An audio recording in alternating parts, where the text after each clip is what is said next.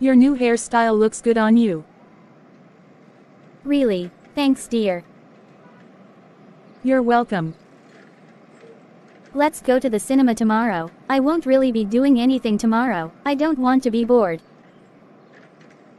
Alright dear, but I will have to finish up with some works tomorrow. I have loads of work to do. I heavy you, Cynthia. Huh, why will you say that? You have a good job that pays you well. Unlike me that stays at home doing nothing. You also have a boyfriend that loves and cares about you. He is wealthy, handsome, tall, caring, and to top it all, he is very intelligent and hardworking.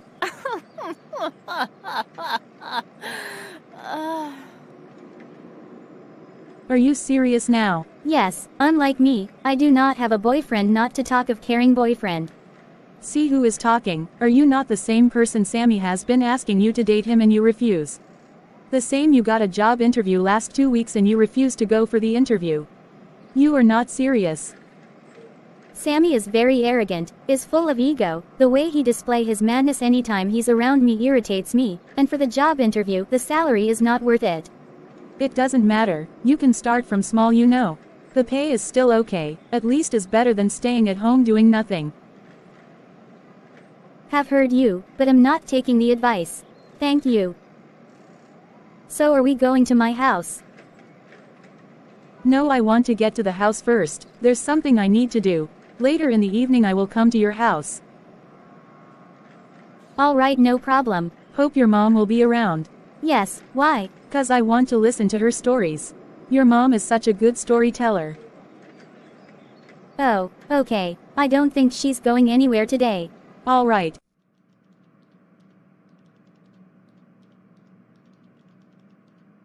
Cynthia. Oh Mom, good evening. Good evening, Cynthia. Are you okay? Yes, I'm fine, thank you. When did you come in? I just got here not long. Okay, you are welcome, my child. So where is Angel? Why is she not with you?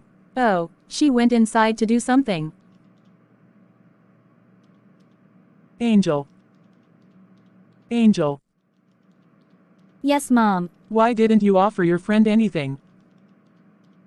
Don't worry, Mom. I already ate before coming. Are you sure? Yes, Mom, I'm fine. All right then. How are your parents? They are fine, thank you. What about you? I'm okay, my daughter.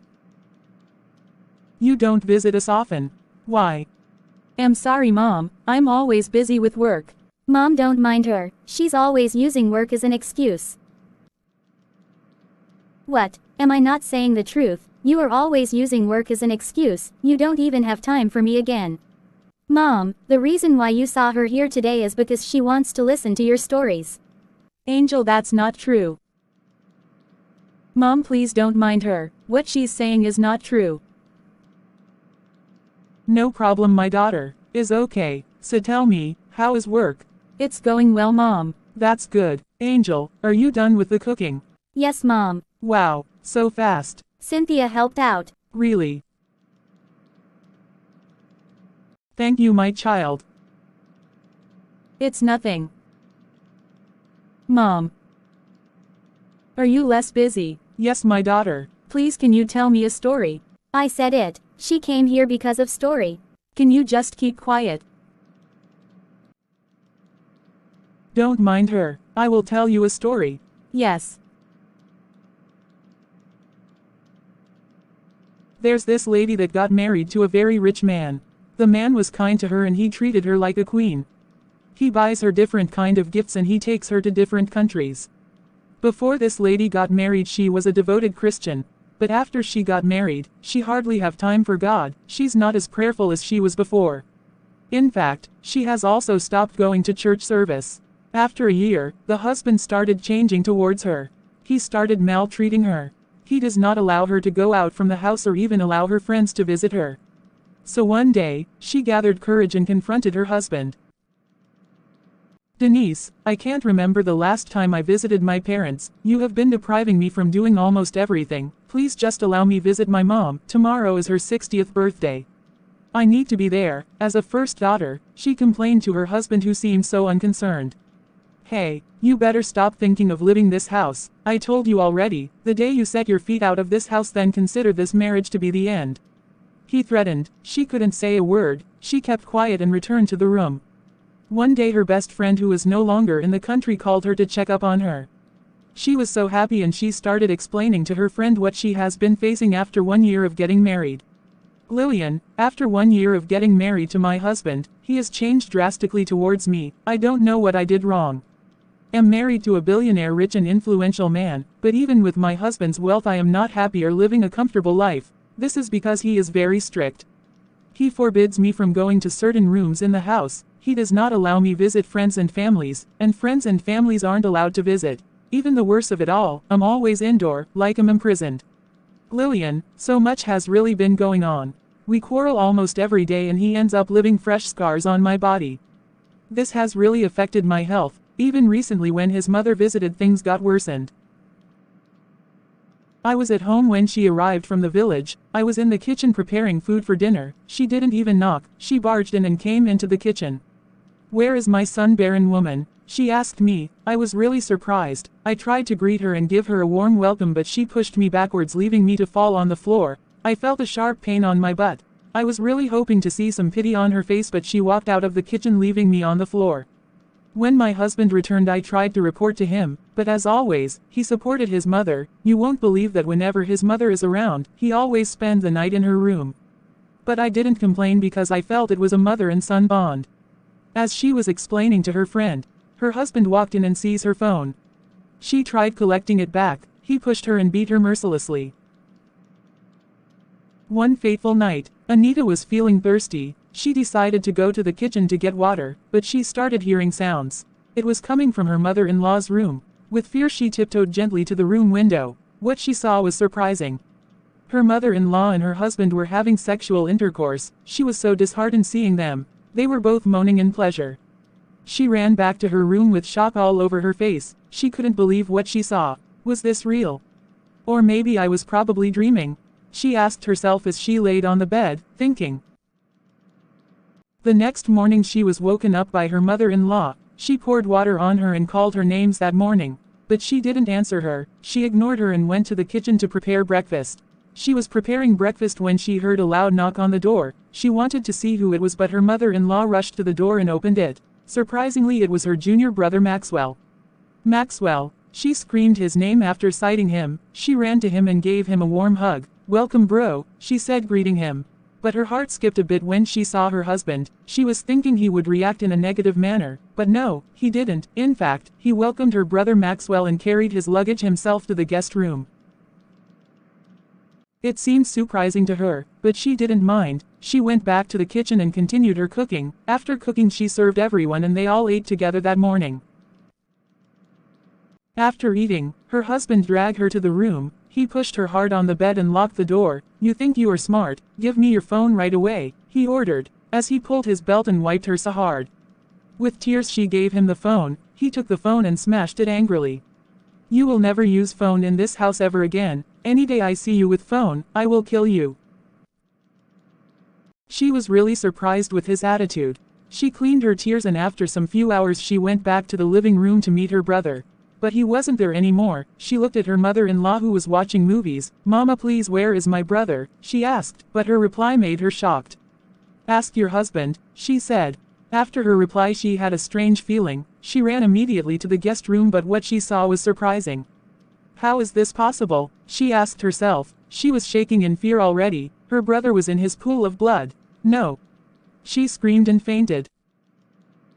She was surprised to wake up in a dark room. It was very dark, she couldn't even see anything, but immediately she stood up the light went on. She saw her brother in a coffin. This made her scared and was shivering seeing her brother's corpse. Fresh tears flowed through her eyes. She tried to scream for rescue but the room was so deep and she also found out it was one of the room her husband had always forbidden her from entering. The room was really strange and scary. She saw so many boxes. She took a bold step and tried to open the box. She opened it and what she saw was another surprising experience. How was this even possible? Her mother-in-law's head was in the box. Fear gripped her again. She was sweating profusely as she saw her mother-in-law's head in the box. Things were getting complicated. If my mother-in-law is dead, then who on earth is in my husband's house? She questioned herself, feeling confused. She sat in one corner of the room trying to understand how she ended up in such relationship that led to marriage. The man I married was a nice and hard-working man. What really came over him? She cried that night thinking of everything she has been experiencing. The next day, she was surprised to see herself in her room. She stood up and stretched. Right by her side was her sister Jessica. She smiled at her as she woke up feeling surprised. She stood up looking at her strangely. "Sister, calm down. It's me, Jessica," she said. "Jessica, please go back. What on earth are you doing here? Please, for your safety, I need you to leave this place right away," she said to Jessica worriedly. "But your husband sent me here. He told me you were sick and needed some care and attention," her sister Jessica replied. "Jessica, I wish I could tell you what is going on, but I can't afford to risk your life," she said in her mind as she nodded in regrets. Jessica prepared breakfast. She took her to the dining and served her food with the rest of the family, but shock nearly killed her. She saw Maxwell, her brother, sitting comfortably eating with them. "Maxwell!" she screamed. She woke up in fear. She was shaking. "So it was a dream," she said to herself. Jessica rushed to her room after she heard her screaming. "Anita, are you okay?" she asked. "Please, Jessica, you need to hear me out. My husband is not who you think he is." She was about to explain when her husband walked in. She immediately changed the topic.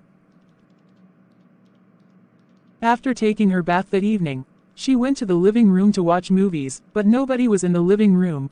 Feeling bored after watching movies, she decided to see if her sister is still sleeping, but she wasn't in her room. "Jessica, Jessica, Jessica," she screamed her name looking for her, but she didn't reply. She went to her mother-in-law's room in panic. "I hope nothing happens to Jessica," she murmured to herself worriedly. After few minutes of searching the whole place for Jessica, she decided to check her husband's room. She couldn't hold back her shock after seeing what was happening between Jessica and her husband. Jessica was having sexual intercourse with her husband. She also saw Maxwell doing the same thing with her mother-in-law in the same room. At first she wondered how Maxwell is still alive with her mother-in-law. She wanted to faint. Feeling confused, she screamed and ran out. She took the keys to the main door to run for her life, cause at that point, she's not understanding anything again.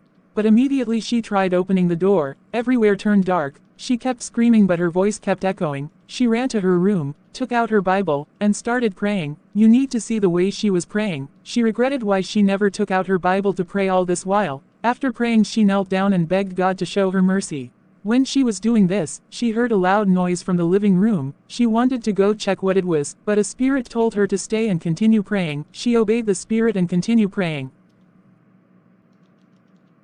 As she was praying, her husband came into the room and started screaming, "Stop! Stop! Stop, please!" he screamed.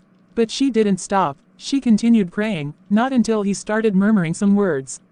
"I will confess. Anita, I'm sorry. Please forgive me. Don't kill me," he begged. After hearing his words, she stopped and knelt down. "Thank you, Jesus," she said. "So you can beg," she replied him, nodding her head in pity. "Anita, please, I have been manipulating things. That woman you think is my mother is not really my mother. In fact, I used my mother for ritual 3 years ago," he said as tears flowed down his cheeks. "Jesus," she screamed. "No wonder I saw your mother's head in that strange room," she said. "Maxwell, your brother was used recently by me. I am really sorry. I never had the intention of using him. He was too curious to know everything. He entered my strange room when he saw me inside. I never wanted to get exposed, so I simply used him as a sacrifice," he continued. With anger in her, she went to him and started strangling him. "And my sister? You manipulated her also, didn't you?" she asked, still holding his neck. He was coughing profusely. "No, your sister is a member of our cult. In fact, she was the one that sold your soul to me. I married you because of her. We have been in a relationship for the past few years, but after we were initiated to the cult, they demanded a soul to manipulate, and your sister presented you to the cult. She took your womb. And your destiny. Your sister and I." He was about to continue when her sister Jessica stabbed him from the back. "Jessica, what have you done?" she asked, staring at her in disgust. "Well, just so you know, we were in a blood covenant not to reveal anybody's secret. He was trying to expose me, so I killed him," she replied as she licked the blood in the knife. "Jessica, I never knew you were so desperate, and you even went as far to sell my soul." Because of you, I never visited Mum or Dad. Because of you Maxwell is dead, and I had to stay with a ritualist. She queried Jessica in tears. Hold on. Not because of me. You married him for money. Even when your so-called pastor asked you to fast and pray before getting married to him, did you do it? You were so blinded with riches that you distance yourself from your God. Stop blaming me and accept your faith. She replied and was about leaving the room. As soon as she got to the door, she got struck by an unknown lightning. She fell on the spot and died. Anita was traumatized. She ran to the living room to see if the door was opened. Praise the Lord.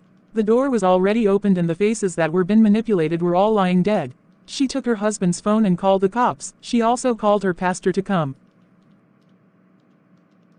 After some minutes, the cops and some pastors arrived in their house. The news media came and they were broadcasting everything live. They started asking her some questions. One of the pastor took her to one side corner and started talking to her. My dear, you neglected God. All these would have been avoided if you were closer to God. I also asked you to pray before getting married to him, but I doubt if you did it. You stopped picking my calls and you also stopped coming to church. This is why I keep telling people, in anything you do keep involving God. Never neglect him. The pastor advised her and prayed for her. Maxwell, the strangers, her husband and Jessica's corpse were all taken out to the mortuary. She cried seeing Maxwell, Jessica and her husband's corpse. She took the pastors and the cops to one of the strange room. When they entered the room, she found a child's head in the room. She remembered the child. It was her late elder sister's child. She wasn't shocked because she knew it was Jessica's doing. That day Jessica and the little boy went to the market to buy foodstuffs, but Jessica never returned with the child. She lied to them all that the child was kidnapped. They all believed and accepted their faith. Even her elder sister couldn't accept her son was gone. She committed suicide and that was it. So Jessica was this wicked? She asked herself. She went back to the village to meet her parents. Her mom was weeping when she got home. Seems she already heard the news. She ran to her and hugged her tightly. She narrated everything in details to her. She was surprised Jessica could plot against her family for money. For her to gain peace, she decided to be very close to God. She's now a dedicated Christian and regretted neglecting God. Wow. So my daughters, I will say this again, in everything you do, please always involve God first and never be far from him. For him alone will direct you to the right part.